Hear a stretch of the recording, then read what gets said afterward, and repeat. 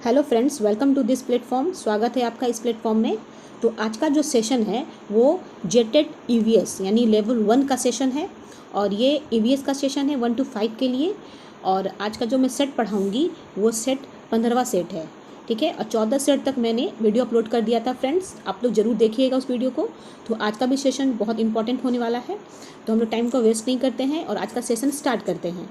तो सबसे पहला क्वेश्चन है, निम्नलिखित में से ऐसे दो जानवरों के समूह को चुनिए जिनके आगे के दांत जीवन पर्यंत वृद्धि करते हैं, अतः वे अपने दांतों को बहुत लंबा न होने देने के लिए वस्तुओं को कुतरते और काटते रहते हैं। Select from the following a group of 2 animals whose front teeth keep growing throughout their life, so they have to keep growing and biting on things to keep their teeth from becoming too long. छिपकली और गिलहरी, छिपकली और कछुआ, चूहा और गिलहरी या सांप और गिलहरी। तो इसका राइट आंसर होगा ऑप्शन नंबर 3, चूहा और गिलहरी यानी रैट एंड स्क्वायरल। यहाँ पे क्वेश्चन के अकॉर्डिंग हम लोग देखेंगे कि यहाँ पे वैसे कौन से जानवर हैं जो अपने दांतों को लंबा ना होने देने के लिए वस्तु को कुतरते और काटते हैं।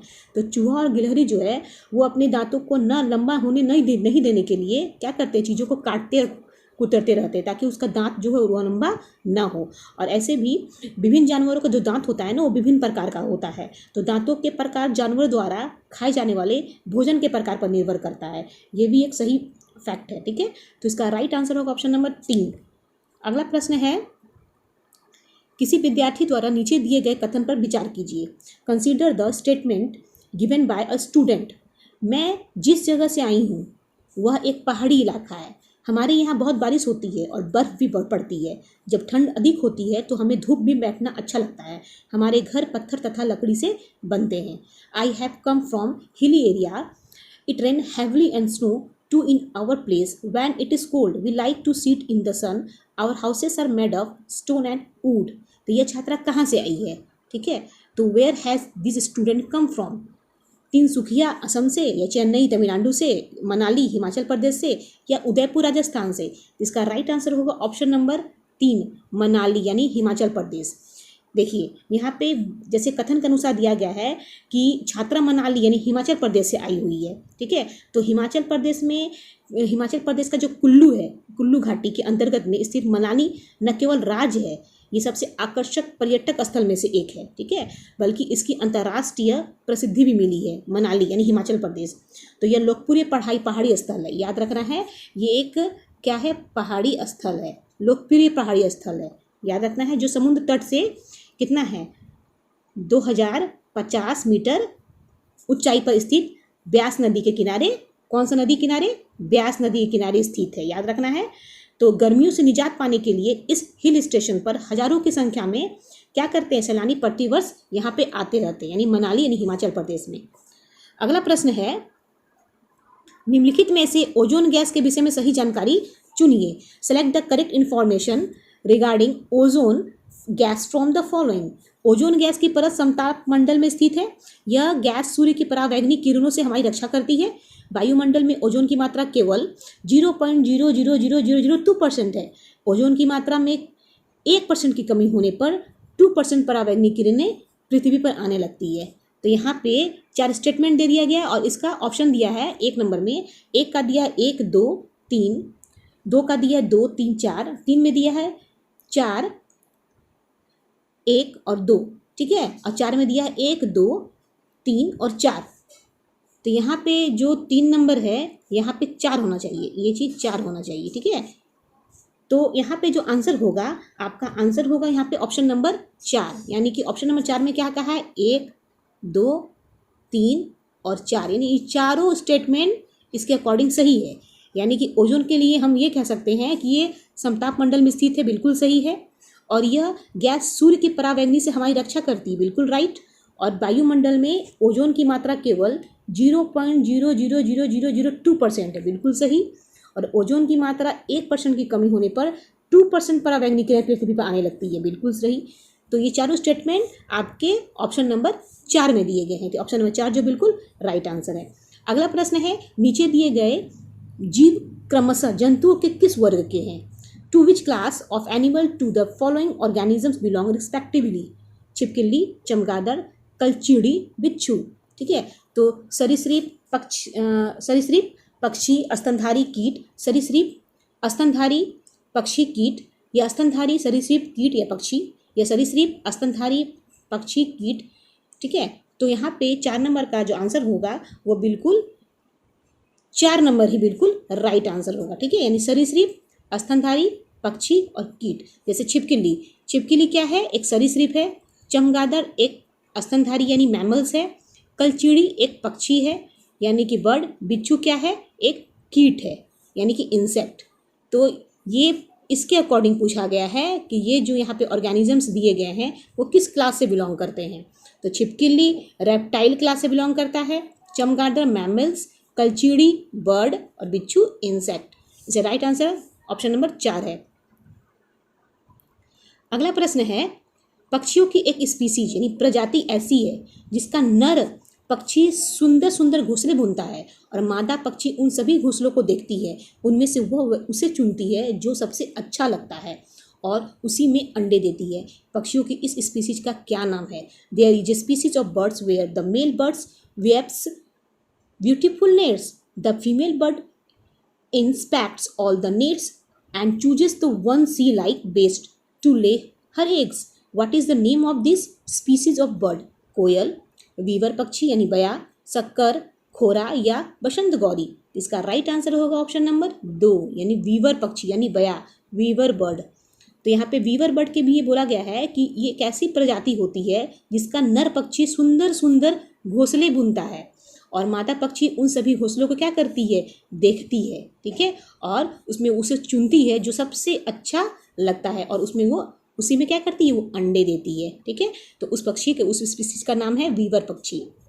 अगला प्रश्न है, किसी पुस्तक में गोलकोंडा के किले का मानचित्र दिया गया है। इस मानचित्र की तली में पैमाना दिया गया है जिस पर लिखा है, in a book a map of Golconda fort is given on the scale of this map it is stated. पैमाना 1 सेंटीमीटर इक्वल टू 110 मीटर दिया गया है। ठीक है, तो मानचित्र पर इब्राहिम बुर्ज और मासा बुर्ज के बीच मापी गई दूरी 13.3 सेंटीमीटर है। तो इन दोनों बुर्ज के बीच की वास्तविक दूरी क्या है?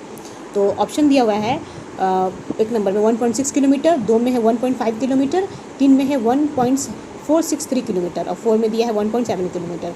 तो इसका राइट आंसर होगा ऑप्शन नंबर 3 यानी कि 1.463 किलोमीटर। जैसे कि यहाँ पे बताया गया है कि 1 सेंटीमीटर बराबर 110 मीटर दिया गया है। ठीक है, क्वेश्चन के अकॉर्डिंग। और 13.3 सेंटीमीटर क्या दिया गया है? बीच के यानी कि इब्राहिम बुर्ज और मासा बुर्ज के बीच की मापी गई दूरी दिया गया है 13.3 सेंटीमीटर। तो क्या करेंगे हम लोग? 110 को मल्टीप्लाई करेंगे 13.3 से, तो यहाँ पे क्या आएगा? 1463 मीटर आएगा। ठीक है, अब इसको 1000 से क्या करेंगे? हम लोग डिवाइड कर देंगे। 1463 को 1000 से डिवाइड करेंगे तो हम लोग का आंसर आएगा 1.463 किलोमीटर, यानी ऑप्शन नंबर 3 जो है बिल्कुल राइट आंसर है। अगला प्रश्न है, पृथ्वी ग्लोब जैसी गोल है, नीचे दिए गए किस देश के व्यक्ति पृथ्वी पर हमारे सापेक्ष उल्टे खड़े हैं? The earth is round like a globe, people of which of the following countries state upside down relative to us on earth? Australia, Argentina, Indonesia, Uganda. इसका राइट आंसर होगा ऑप्शन नंबर 2 अर्जेंटीनिया। ठीक है, अर्जेंटीनिया जो है इसका right answer होगा। अगला प्रश्न है, आपके मित्र यानी कि कमजोर दांत और हड्डियों के कारण अस्वस्थ रहती हैं, तो उसके उबरने के लिए निम्न में से कौन सा विकल्प सर्वोत्तम है? Your friends remains unhealthy due to weak teeth and bones, which of the following option is best for her recovery? चावल, नींबू, आंवला, गुड़, घी, दाल, रोटी, चावल, दूध, सब्जी, पालक, फल, कैल्शियम और विटामिन डी युक्त, तेल, अंडा, चावल, रोटी। तो इसका राइट आंसर होगा ऑप्शन नंबर 3 दूध, सब्जी, पालक, फल यानी कैल्शियम और विटामिन डी युक्त। कैसे होगा यहाँ पे? यहाँ पे बोला गया आपके मित्र जो है वो कमजोर दांत एवं हड्डियों के कारण अस्वस्थ है, तो उनके उबरने के लिए दूध, सब्जी, पालक और फल क्या है? इसका सर्वोत्तम खाद्य पदार्थ है। ठीक है, दूध, हरी सब्जी, पालक और फल इत्यादि नियमित सेवन करने से क्या मिलता है? विटामिन डी मिलता है बॉडी में भरपूर मात्रा में, और जो हड्डी के लिए सामान्यतः वृद्धि होती है। ठीक है, इसलिए ऑप्शन नंबर 3 जो बिल्कुल राइट आंसर है। अगला प्रश्न है, निम्नलिखित को सुमेलित कीजिए। Match the following, lactic acid टमाटर, ऑक्जेलिक एसिड दही, साइट्रिक एसिड नींबू और मैलिक एसिड जो है वो सेम है। ठीक है, तो यहाँ पे ऑप्शन दे दिया गया है, ऑप्शन दिया गया है यहाँ पे कुट में। ऑप्शन नंबर 1 में दिया है ए का 1, बी का 2, 3 का 3, डी का 4, और 2 का दिया ए का 2, बी का 1, सी का 3, डी का 4, 3 का है ए का 3, बी का 1, सी का 4 और डी का 2, 4 का है ए का 4, बी का 2, सी का 1, डी का 3। तो इसका ऑप्शन के अकॉर्डिंग इसका राइट आंसर जो है आपका वो ऑप्शन नंबर क्या है, 2 है। ऑप्शन नंबर 2, यानी कि एक का क्या होगा, लैक्टिक एसिड यानी 2, लैक्टिक एसिड दही में पाया जाता है। बी का 1 है यानी ऑक्जेलिक एसिड किस में है, टमाटर में पाया जाता है। और यहाँ पे सी यानी कि साइट्रिक एसिड किसे पाया जाता है, नींबू में पाया जाता है। और डी यानी कि मैलिक एसिड किसे पाया जाता है, वो आपका सेब में ही पाया जाता है। तो ऑप्शन नंबर 2 जो बिल्कुल राइट आंसर है। अगला प्रश्न है, कक्ष में एक शिक्षिका अम्लीय वर्षा प्रकरण को पढ़ाते समय इससे संबंधित प्रमुख कारकों के उदाहरण निम्न रूप से प्रस्तुत करती है। While teaching the topic acid rain in the classroom, a teacher present example of key factors related to it as follow: carbon monoxide, nitrous oxide या नाइट्रोजन के ऑक्साइड, सल्फर डाइऑक्साइड या कार्बन डाइऑक्साइड। निम्न में से वे कारक हैं जिनके उत्सर्जन से अम्लीय वर्षा होती है, यानी among this the factor whose emission cause the rain are acid rain are. Option number 1 में है 1 और 2, 2 में है 2 और 3, 3 में है 3 और 4, 4 में है 1 और 4।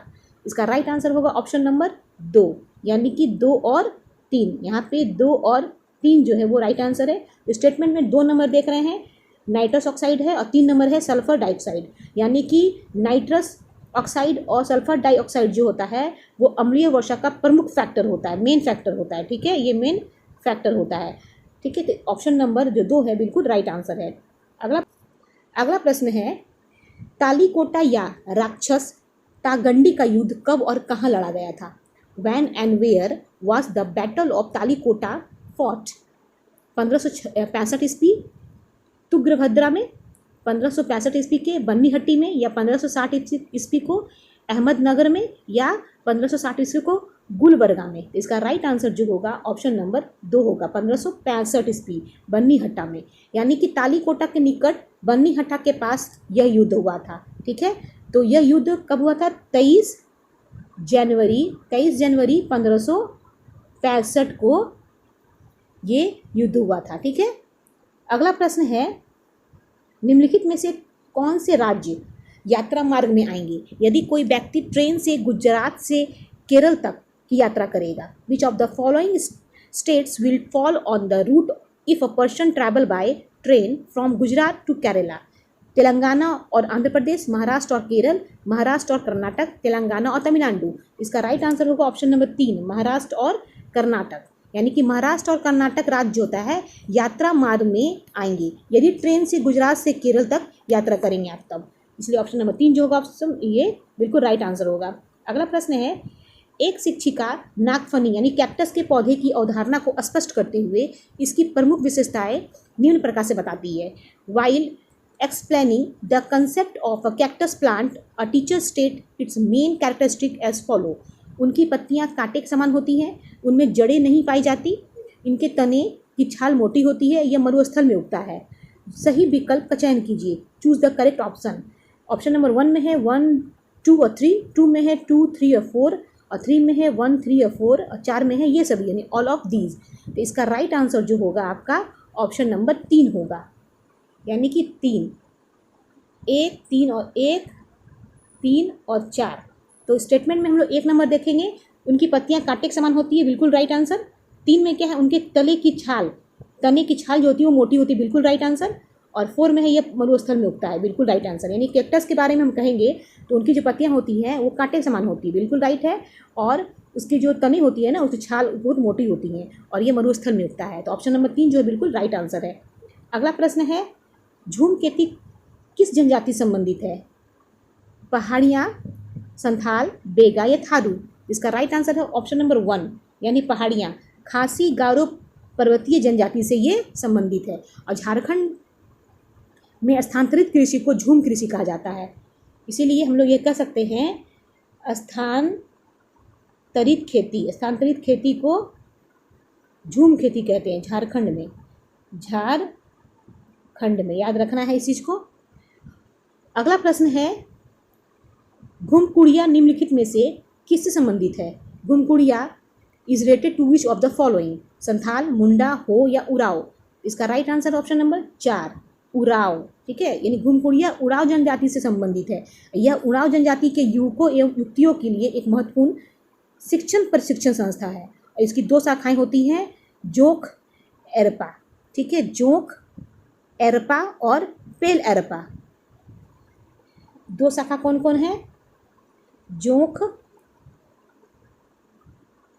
एरपा और पेल एरपा। रपा याद रखना इस चीज को। अगला प्रश्न है, भोजन के पाचन प्रकरण को पढ़ाते समय शिक्षक निम्न कथन प्रस्तुत करता है। While teaching the topic digestion of food the teacher present the following statement. मनुष्य में भोजन का प्रारंभ मुख से ही शुरू हो जाता है। भोजन के अमाशय में पहुंचने पर उसमें हाइड्रोक्लोरिक एसिड मिलता है।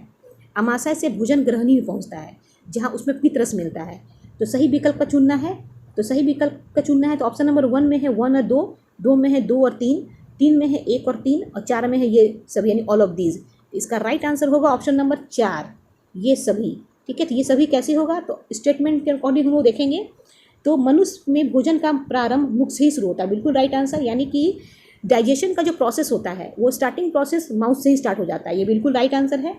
भोजन के अमाशय में पहुंचने पर उसमें हाइड्रोक्लोरिक एसिड मिलता है, बिल्कुल सही। जैसे खाना स्टोमक में पहुंचता है वहाँ पे HCl का जो रोल स्टार्ट हो जाता है, यानी कि हाइड्रोक्लोरिक एसिड का क्या होता है, रोल प्ले होना स्टार्ट हो जाता है। अमाशय से भोजन ग्रहणी में पहुंचता है जहाँ उसे पित्त रस मिलता है। ठीक है, ये भी बिल्कुल सही है, बाइल जूस मिलता है ग्रहणी में पहुंचने पर। तो इसका राइट आंसर होगा ऑप्शन नंबर 4, यानी ये सभी। अगला प्रश्न है, बिहार में मधुमक्खी पालन शुरू करने के लिए अक्टूबर से दिसंबर तक सबसे अच्छा समय क्यों होता है। Why is the period from October to December considered the best time to start bee keeping in Bihar. इस अवधि के दौरान फूल और पौधे पर्याप्त मात्रा में उगते हैं, मधुमक्खियाँ इन्हीं महीनों में अंडे देती हैं, तापमान उपयुक्त होता है, किसान मधुमक्खी पालन शुरू करने के लिए स्वतंत्र होते हैं।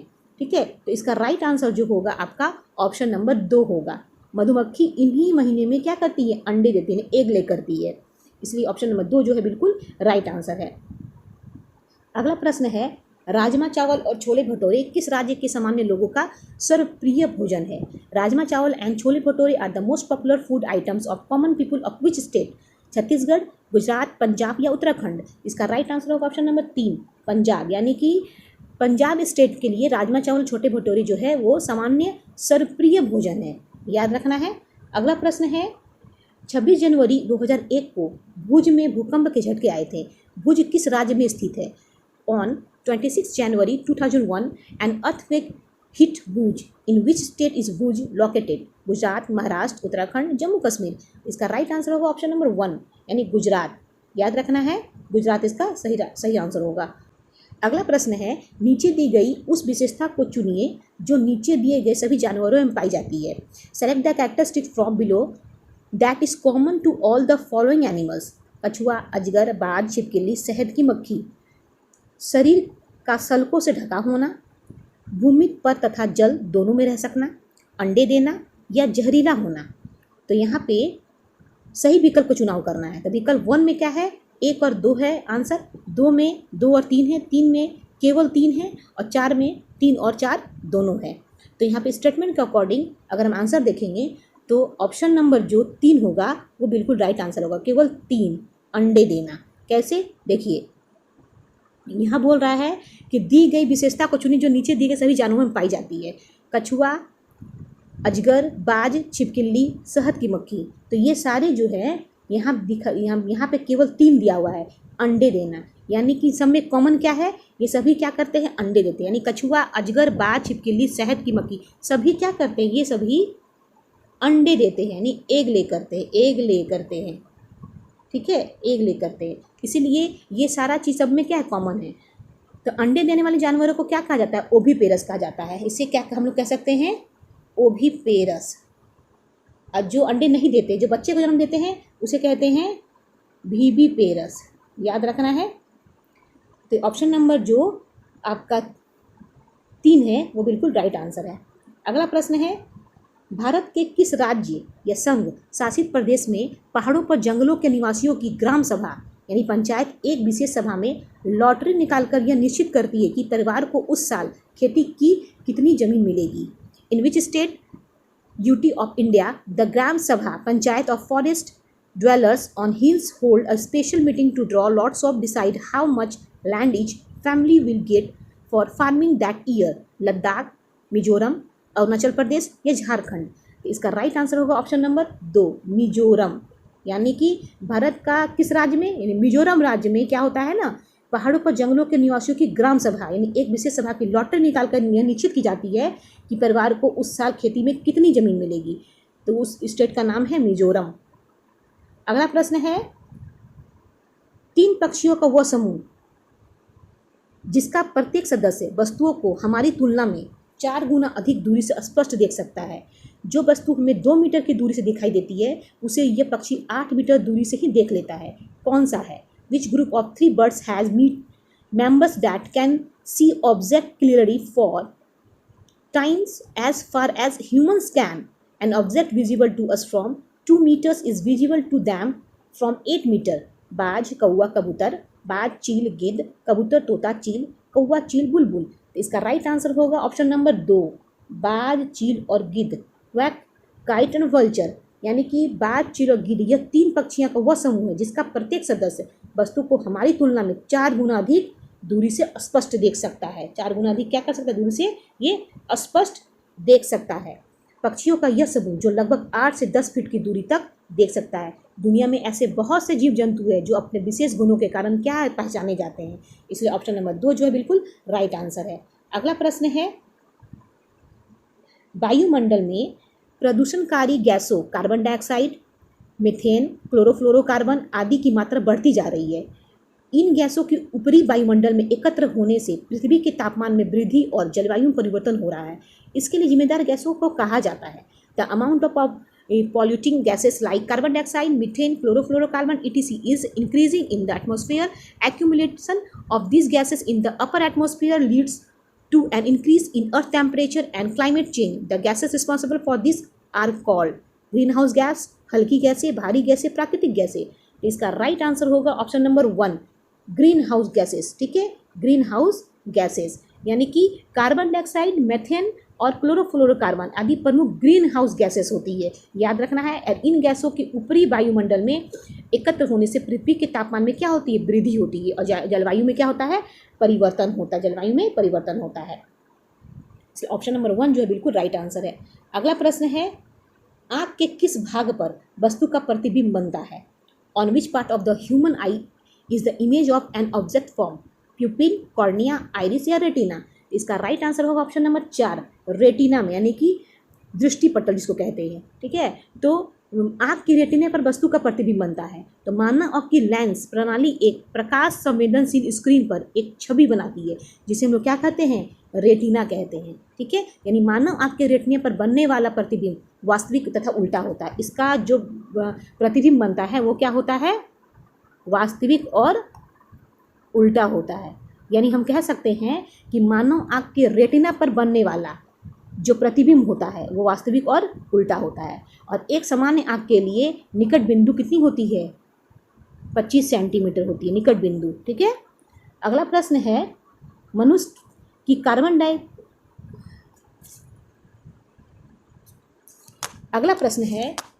की कार्बन मोनोऑक्साइड के वातावरण में मृत्यु हो जाती है क्योंकि a human die in an atmosphere of carbon monoxide because यह शरीर में विद्यमान ऑक्सीजन के साथ संयोग करके CO2 बनाती है। यह ऊतकों में उपस्थित कार्बनिक द्रव्य को अपचयित करती है। यह रक्त के हीमोग्लोबिन के साथ संयोग करके रक्त को ऑक्सीजन अवशोषित करने के अयोग्य बना देती है। यह रक्त को सुखा देती है।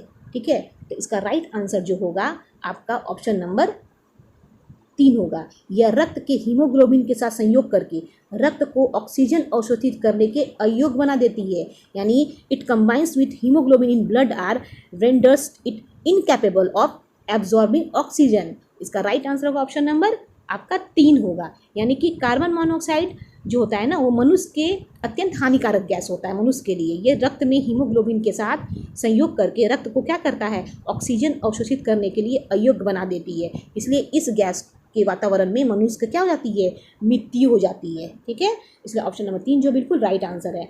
अगला प्रश्न है, निम्नलिखित में से रोगों का वह समूह चुनिए जो विटामिन ए की कमी से होता है। Select the group of disease from the following that is cause by deficiency of vitamin A. रतौंधी, बेरीबेरी, स्कर्वी, जीरोफ्लेथीमिया, क्वाशिको रतौंधी, रतौंधी जीरोफ्लेथीमिया। इसका राइट आंसर होगा ऑप्शन नंबर 4, रतौंधी और जीरोफ्लेथीमिया। यानी कि हम कह सकते हैं कि विटामिन ए यानी कि रेटिनॉल, विटामिन ए को क्या कहते हैं, रेटिनॉल। याद रखना है कि कमी से होने वाले सही समूह नाइट ब्लाइंडनेस या जीरोफ्लेथीमिया है। रतौंधी में व्यक्ति को कम रोशनी या रात के समय दिखाई देना बंद हो जाता है, जो विटामिन ए की कमी के कारण होता है, यानी कि उसकी शुरुआती लक्षण होती है। और जीरोफ्लेथीमिया जो होता है ना, में आँखों की कॉर्निया सूख जाती है। इसमें क्या होता है ना, आँख का आई का जो कॉर्निया होता है, कॉर्निया वो सूख जाता है। वो क्या होता है, सूख जाता है, याद रखना है। और यदि उपचार न मिलने पर यह पूर्ण अंधेपन का भी कारण हो सकता है। इसीलिए ऑप्शन नंबर 4 जो बिल्कुल राइट आंसर है। अगला प्रश्न है, सरिता अपनी कक्षा में पेट्रोलियम की अवधारणा को स्पष्ट करते हुए इसकी कुछ विशेषताओं का उल्लेख निम्नलिखित रूप से करती है। While clarifying the concept of petroleum in her class, Sarita mentions some of these characteristic of follow. यह केवल समुद्र तल के नीचे पाया जाता है, यह बिना गंध वाला गाढ़ा द्रव्य है, यह बदबूदार तथा गाढ़ा द्रव्य है, यह गहरे रंग का होता है। उपरोक्त में से पेट्रोलियम की सही विशेषता क्या है? Among the above correct characteristic of petroleum are.